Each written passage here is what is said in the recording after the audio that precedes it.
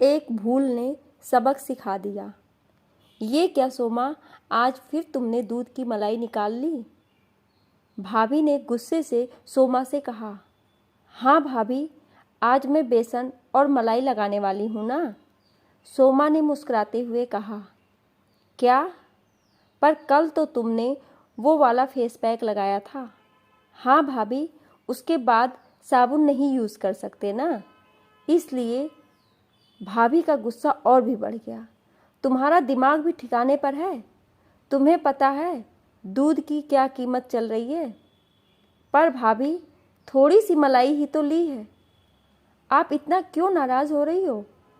भाभी गुस्से से फ्रिज का दरवाज़ा बंद कर किचन में चली गई। इधर सोमा अपनी माँ शांति जी से क्या हो गया है भाभी को? शांति जी चुपचाप अपने कमरे में चली गई। वहाँ उनके पति और सोमा के पापा उमेश जी पेपर पढ़ते हुए टीवी देख रहे हैं। शांति जी को देखकर कहते हैं, क्या हुआ, अभी एक कप चाय नहीं बनी क्या? शांति जी कोई जवाब नहीं देती है और बेड पर निढाल होकर बैठ जाती है। आज शांति जी को बहुत दुख हो रहा है, पर किया भी क्या जा सकता है। उमेश जी फिर चाय की गुहार लगाते हैं। अरे क्या हुआ, अभी तक चाय क्यों नहीं बनी? बहू की तबीयत ठीक नहीं क्या? हाँ, दिन भर बेचारी कितना काम भी तो करती है। तभी बहू नैना चाय ट्रे लेकर आती है। नहीं पापा जी, मैं बिल्कुल ठीक हूँ। ये लीजिए आपकी चाय। थैंक यू बेटी। और मम्मी जी, ये आपकी चाय। शांति जी ने अपने गुस्से पर नियंत्रण रखते हुए बहू को समझाना चाहा। बेटी नैना, तुम्हें इस तरह सोमा को मलाई के लिए नहीं कहना था। पर माँ, आप तो जानती हैं कि कृष्णा को मलाई रोटी पसंद है। वैसे तो वो कुछ भी नहीं खाता। हाँ बेटी, तुम सही कह रही हो। पर क्या मम्मी जी, अभी कल भी दीदी ने दूध की मलाई उतार ली थी, आज फिर। कल कृष्णा ने एक रोटी भी नहीं खाई। आप बताइए, क्या मैंने गलत किया? नहीं, तुमने बिल्कुल सही किया। मलाई खाने के लिए होती है, मुंह पर लगाने के लिए नहीं। उमेश जी ने अपनी पत्नी शांति जी को घूरते हुए कहा।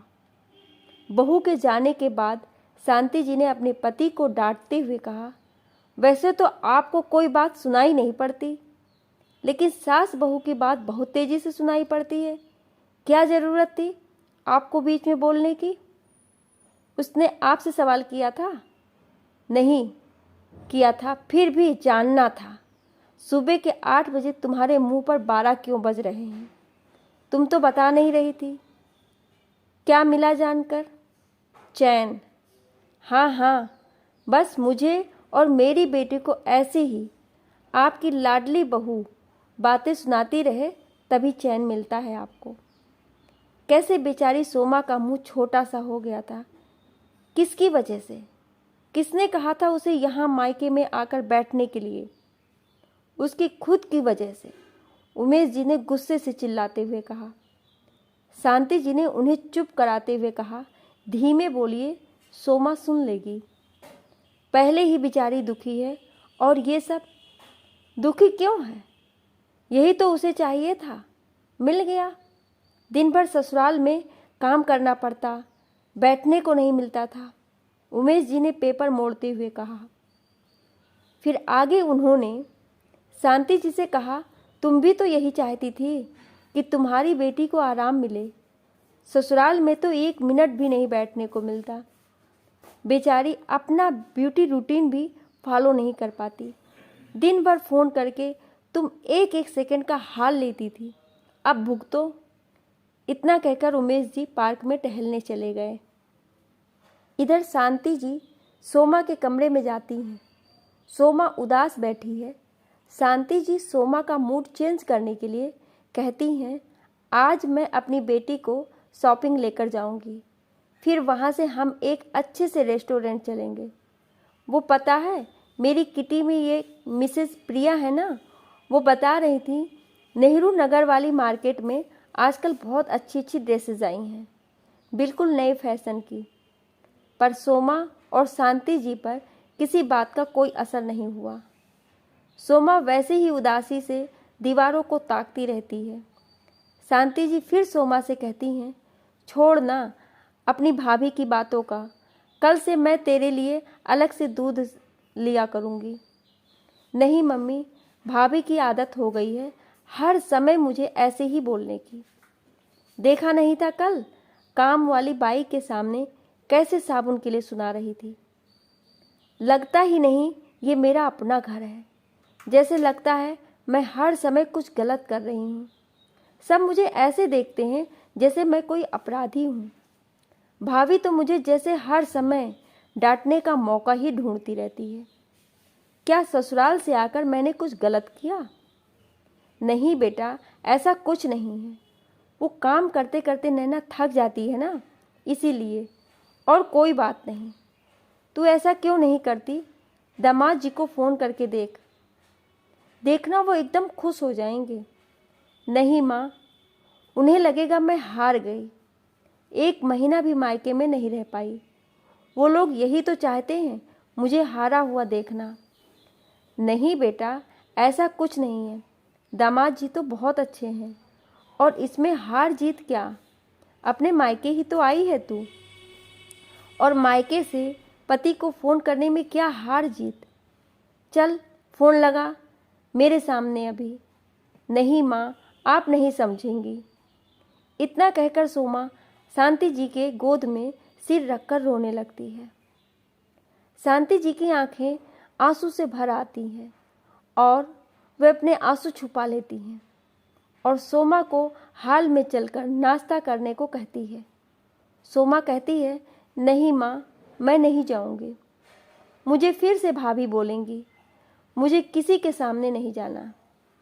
तभी सोमा के पापा उमेश जी भी आ जाते हैं और माँ कहती हैं, कोई बात नहीं बेटा, मैं तेरे लिए यही नाश्ता ला दूँगी। तूने ससुराल छोड़ दिया, अब तू बाहर भी जाना छोड़ दे। मैं हूँ ना तेरी माँ, तेरे लिए सबसे लड़ती रहूँगी और तुझे भी लड़ना सिखाती रहूँगी। पापा की आवाज़ सुनकर सोमा उठकर बैठ जाती है और हाथों से आंसू पोंछने लगती है। उमेश जी आकर कहते हैं, बेवकूफ़ औरत, इतनी अच्छी शादी हुई थी बेटी की, दिन रात छोटी छोटी बातों को खींच खींच कर इतना बढ़ा दिया कि आज बेटी मायके में आकर बैठी है।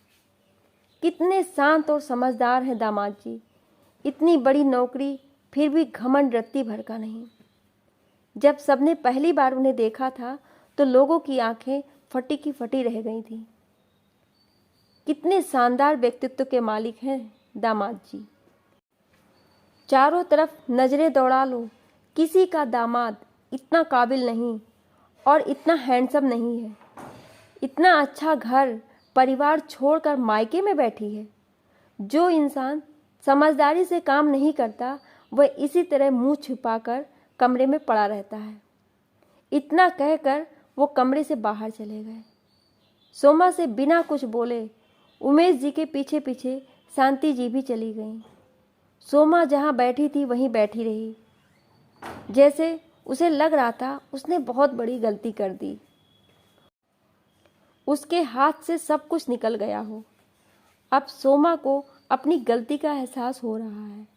उसे ससुराल के दिन याद आने लगे, जहाँ अभी तक उसे अपने पति मयंक की बुराइयां नजर आ रही थी, अब उसे केवल अपनी गलतियां ही नजर आ रही हैं। अब उसके सोचने का नजरिया बिल्कुल बदल गया। उसे याद आने लगा कि ससुराल में मैं कितना खुश रहा करती थी। सब लोग उसे पूछ पूछ कर खिलाते थे। हमेशा ससुर जी कहते थे, बेटी जो भी चाहिए बता दिया करो, और सासू माँ तो उसके मन की सब्जियां ही मंगवाती थी। उसे लगता था कि इसलिए उसके पसंद की सब्जियां मंगवाते हैं ताकि ज़्यादा रुचि से बनाए और ज़्यादा स्वादिष्ट बने। देवर ननद तो हमेशा उससे ही चिपके रहते थे। उनका प्यार उसे उबाऊ लगता था। उसे लगता था कि उसे अपने लिए वक्त ही नहीं मिल पाता। पति देव तो उसके दीवाने ही थे। वो जो भी फरमाइश करती वो झट से पूरी हो जाती। उसे पति का प्यार पागलपन लगता था। सोमा का ससुराल और मायके दोनों एक ही शहर में होने से वो मायके आती तो शाम को पूरा ससुराल उससे मिलने मायके आ जाते। बाकी सब तो मिलाकर वापस चले जाते, पर मयंक, उसके पति देव वहीं रुक जाते। भाभी मजाक भी करती कि मयंक भैया सोमा के बिना एक पल भी नहीं रह पाते। सोमा को एक एक बात याद आ रही है। उन्हीं यादों में वह कभी हंसती तो कभी रोती। फिर अचानक उसका ध्यान मोबाइल पर गया। उसने सोचा क्यों ना फ़ोन कर लूँ। मम्मी भी तो कह रही थी। सोमा फ़ोन उठाती है मयंक को फ़ोन करने के लिए। फिर याद आता है कि कैसे वो नाराज़ होकर आई थी। उसने सोच लिया था कि अब ससुराल कभी नहीं जाएगी। अब क्या इतनी जल्दी मायके से बोर हो गई। फ़ोन लेकर यही सब सोचती रही। तभी उसकी नज़र मोबाइल की फ़ोटो गैलरी पर पड़ी और वो फ़ोटो देखने लगी। उसे ससुराल में बिताए हर पल याद आने लगे। अभी तो उसकी शादी को 1 साल भी नहीं हुआ था। उसे याद आ रहा था कि कैसे किटी पार्टी में उसकी सहेली रीमा ने उसे वो डायमंड नेकलेस दिखाया था और उसकी आंखें चौंधिया गई थी और वह बस टकटकी लगाकर देखती रही। रीमा ने उसके ऐसे देखने पर सबके सामने विषाक्त मुस्कान के साथ कहा था, पहले कभी डायमंड नहीं देखा क्या? और सब उसे देख मुस्कुराने लगी। तभी उसने रीमा को प्रॉमिस कर दिया, अगली पार्टी में वह भी डायमंड पहनकर आएगी। पर मयंक ने साफ जवाब दे दिया था कि गोल्ड में लेना हो तो ले लो, डायमंड अभी नहीं खरीद पाऊंगा। सोमा को यह अपना अपमान लगा। सोमा ने कई तरीके से समझाना चाहा, पर मयंक को उसकी सारी बातें बेवकूफ़ी लगी। मयंक ने उसे सुझाव भी दे डाला, जो शादी में मिला है अमेरिकन डायमंड वाला नेकलेस है, वही पहन लो, वह भी तो डायमंड है। और ज़ोर से हंसने लगा। सोमा को लगा वो भी उसका मजाक उड़ा रहा है। मयंक की हंसी से उसे पार्टी की महिलाओं की हंसी याद आने लगी और सोमा का गुस्सा 7वें आसमान पर चढ़ गया। सोमा ने गुस्से में मयंक को खूब खरी खोटी सुनाई। मयंक ने सोमा का गुस्सा शांत करने के लिए उसे मनाना चाहा, पर सोमा का गुस्सा और बढ़ता ही जा रहा था। उसने गुस्से में घर छोड़ने का निश्चित कर लिया। अगले दिन सोमा अपनी मम्मी से फ़ोन पर बात की। मम्मी ने भी उसका समर्थन किया और शाम को उसके भैया रोहित ससुराल पहुंच गए सोमा को लेने के लिए। अचानक इस तरह बहू के भाई को देखकर सोमा के ससुराल वाले कुछ समझ नहीं पाए, पर मयंक सब समझ रहा था। मयंक ने सोमा से बात करने की बहुत कोशिश की, पर सोमा ने मयंक से कोई बात नहीं की और जाते समय मयंक की तरफ देखा भी नहीं। जब सोमा मायके पहुंची तब सबने उसकी खूब खातिरदारी की, पर कुछ ही दिनों में वे सबके लिए एक पहेली बनने लगी। हर कोई यही जानना चाहता था कि आखिर हुआ क्या था। वो नाराज़ होकर क्यों मायके आई और वापस कब जाएगी। यही सवाल केवल घर के लोग ही नहीं, बाहर के लोग भी जानना चाहते हैं। पहले सोमा आती थी तो दिन भर उसके ससुराल वालों के फ़ोन आते थे और मयंक तो लगभग हर रोज़ आ ही जाते थे, पर इस बार किसी का फ़ोन नहीं आ रहा है। मयंक ने तो एक बार भी फ़ोन नहीं किया। करते भी कैसे? आखिर सोमा भी तो नाराज़ होकर आई थी। पता नहीं कब सुबह से शाम हो गई। आज उसे बैंक की बहुत याद आ रही थी। आज वे दिल से दुआ कर रही थी कि एक बार मयंक का फ़ोन आ जाए। उसने एक निर्जीव वस्तु के लिए अपने सजीव रिश्ते का अपमान कर दिया। आज उसे अपनी गलती पर बहुत पछतावा हो रहा था। उसने अपने आप में बहुत अच्छे से तैयार किया और पक्का निश्चय किया कि वो फ़ोन करके मयंक से माफ़ी मांगेगी। लेकिन तभी दरवाजे की घंटी बजी और घर में जैसे कोई मेहमान आया हो ऐसा शोर होने लगा। तभी कृष्णा, सोमा के भाई का 7 साल का बेटा, आकर कहता है, बुआ, फूफा जी आए हैं, चलो आपको सब बुला रहे हैं। सोमा बहुत खुश हो जाती है। आज उसे लगता है उसका प्यार सच्चा है। उसने दिल से अपने मयंक को याद किया और वो आ गए। जल्दी से तैयार होकर सोमा हाल में पहुंचती है। मम्मी पापा के साथ मयंक बैठे हैं। भाभी किचन में चाय नाश्ता बनाने में लगी है। सोमा मयंक के पास पहुंचती है। तभी मयंक उसे गिफ्ट देते हुए कहता है, खोल कर देखो। सब खोल कर देखती है।